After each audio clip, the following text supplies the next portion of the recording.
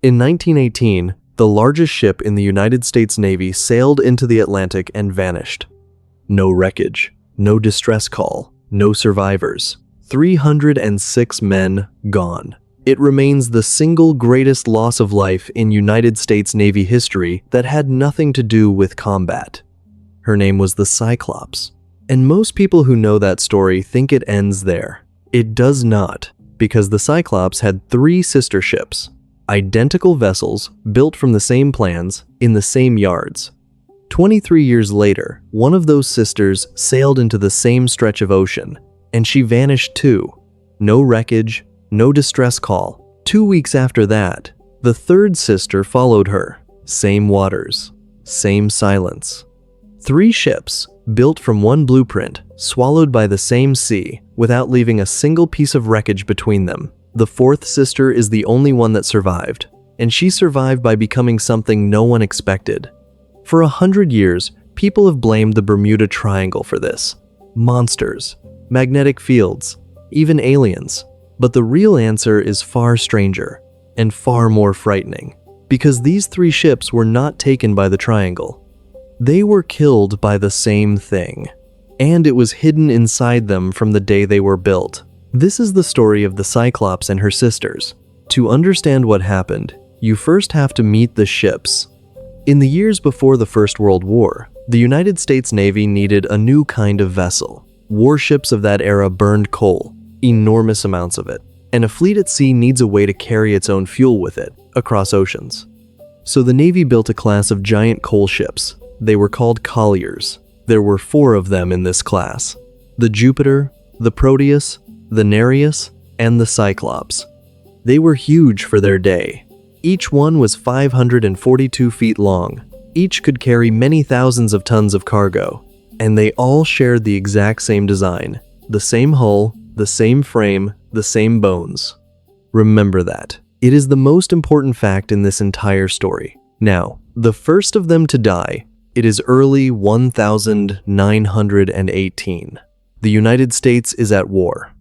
The Cyclops is no longer just hauling coal. She is carrying something heavier and more valuable: manganese ore, a dense, dark mineral used to make the steel for the war. She takes on nearly 11,000 tons of it in Brazil.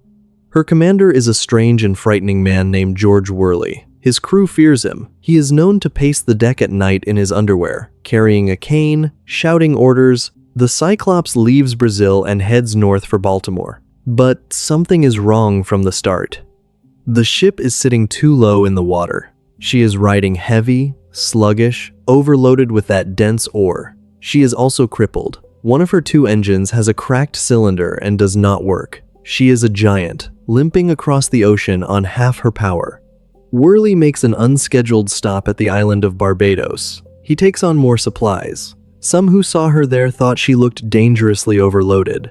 On the 4th of March, 1918, the Cyclops steams out of Barbados, bound for Baltimore, and she is never seen again. She simply does not arrive. There is no storm reported on her path. There is no distress signal. There is no oil slick, no lifeboat, no body, nothing. The Navy searches. It finds not a single trace. 306 men are gone. In an instant, somewhere in the deep Atlantic. The loss stuns the country. President Woodrow Wilson said only that God and the sea knew what had happened to the great ship. The Secretary of the Navy called it the most baffling mystery in the history of the service. The theories poured in, and some were wild. There was talk that a German submarine had sunk her, though Germany had no record of it. There was talk that her strange captain, Worley, had betrayed the ship. Worley had been born in Germany under a different name, and in the fever of the war, some quietly wondered whose side he was truly on. No evidence for any of it was ever found. And that is where the story sat for over 20 years. A single, terrible mystery. A ship that drove into the ocean and disappeared, until the sisters started to die. Now it is 1941. A new world war has begun. The Proteus and the Nereus, 2 of the Cyclops' 3 sisters, are old ships now. The Navy retired them years ago, but steel is needed again, and old ships are pressed back into service. Both are sold to a Canadian company and put back to work. And here is the detail that should have set off every alarm. They are given almost exactly the same job that killed the Cyclops. They are loaded with dense metal ore. This time it is bauxite, the ore used to make aluminum, and they are sent out into the same waters off the same coast. In November of 1941, the Proteus takes on more than 12,000 tons of bauxite at St. Thomas in the Virgin Islands. She has 58 men aboard. She sails north, and somewhere out on that ocean, she vanishes. No wreckage, no distress call, no survivors, exactly like the Cyclops. 2 weeks later, in December, the third sister takes her turn. The Nereus loads about 13,000 tons of bauxite at the same island. She has 61 men aboard. She follows the same route, and she disappears just as completely as the other two.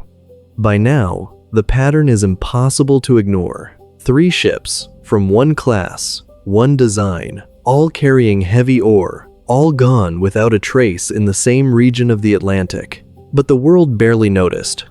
Because the Nereus vanished in December of 1941, and on the 7th of that month, the Japanese attacked Pearl Harbor. The disappearance of an old ore ship simply drowned in the noise of a nation going to war. The families grieved in silence, and the mystery was quietly filed away. 3 sisters, more than 400 men, across the 3 of them, and not one piece of any of the 3 ships was ever found. So what happened? For decades, the easy answer was the Bermuda Triangle. That triangle of ocean between Florida, Puerto Rico, and Bermuda, where ships and planes are said to vanish. It made for a wonderful story. But the true explanation was never supernatural. It was structural. And it was there in the blueprints all along. Here is the key. These ships were designed to carry coal. Coal is relatively light and bulky. It fills a ship's holds evenly, and it is not especially heavy for its size. To hold that coal, the colliers were built with a particular internal skeleton, a long central spine of iron beams running down the middle of the ship, with the cargo holds branching off it. That design was perfect for coal. It was never meant for ore. Manganese ore and bauxite are far denser than coal. A load of ore does not fill the holds. It sits low and concentrated, packing enormous weight onto specific points of that central spine. Now add time. By 1941, the Proteus and Nereus were about 30 years old. Their internal beams had spent decades exposed to salt and water. Beams like that corrode. They weaken. They rust from the inside. So picture it. An aging ship, her iron spine quietly eaten away by rust, loaded with thousands of tons of ore concentrating crushing force onto that weakened frame. In heavy seas, the whole hull flexes. It bends over every wave. And at some point, the tired steel simply gives. If that central spine fails, it does not fail slowly. The ship does not gently take on water and sink over hours, with time to launch boats and send an SOS. The hull cracks. It folds. The ore shifts all at once, and a 500-foot ship can break apart and go straight to the bottom in a minute or two. That is why there was no distress call. There was no time to send one. That is why there was no wreckage. The ship did not scatter debris as she slowly sank. She was there, and then she was gone, dragged straight down by the very cargo that broke her. And it explains the one thing the Triangle never could. Why these 3 particular ships? Why ships that shared one blueprint and one fatal flaw all met the same end while thousands of other vessels crossed those same waters safely? They were not cursed by a patch of ocean. They were doomed by their own design. Modern naval analysts who went back and studied these ships came to the same conclusion. The Cyclops and her sisters carried a hidden weakness in the way they were framed, and dense ore was exactly the load most likely to expose it. The Navy's own historians now call a structural failure the most probable end for all 3. And yet, even now, we cannot say it for certain. Because here is the final piece of the mystery. Not one of the 3 wrecks has ever been found. The theory is sound. The engineering makes sense. 3 identical ships, 3 identical fates, all pointing to that broken spine. But without a wreck on the bottom to prove it, the case can never be fully closed. Somewhere in the deep Atlantic, 3 great ships, and the men who sailed them are still lost, still hiding the last piece of their own story. Which brings us back to the 4th sister, the one that lived. Her name was the Jupiter. She was built from the same plans as the other 3. She should have shared their fate, but the Jupiter was pulled out of the ore trade and chosen for something completely new. The Navy rebuilt her from the deck up. They stripped away her cargo gear and laid a long, flat deck across the top of her, and they turned her into the first aircraft carrier the United States ever had. They renamed her the Langley.